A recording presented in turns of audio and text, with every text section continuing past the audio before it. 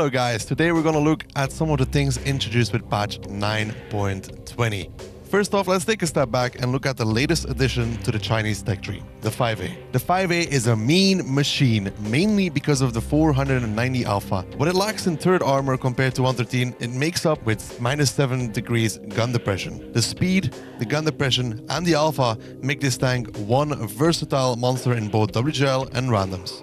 Next up, we have the IS-7. Once the heavy tank to go to needed a slight update. The way it was decided to bring it back into the meta was through a combination of factors with an increased health pool, improved gun handling, and accuracy.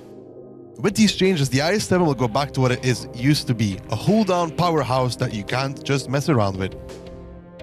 The mouse buffs from before were deemed too significant. It was just too good, so changes had to be made to bring the mouse back into the role of a more blocker/heavy tank. It got a hit point reduction from 3200 to 3000, so lowering the survivability and the rate of fire was decreased by over a second. All in all, these changes are made in order to bring the mouse back to more of an acceptable level.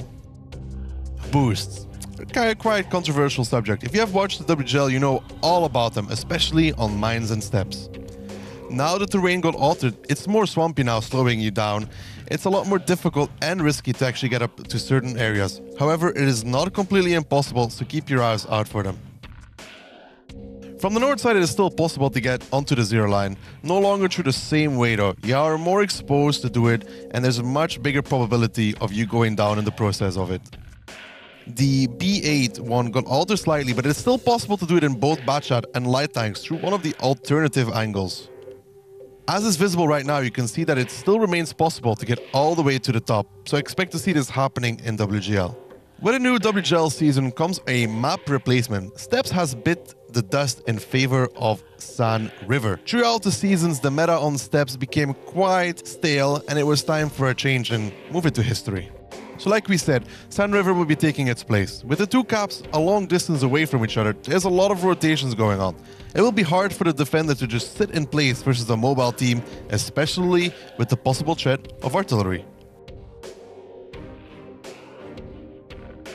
Last but not least, we slightly altered the league format from 768 to 770 to make the overall playing field more equal and have every tank be the same word. That was it for another episode. As always, I hope you enjoyed and see you guys on the battlefield.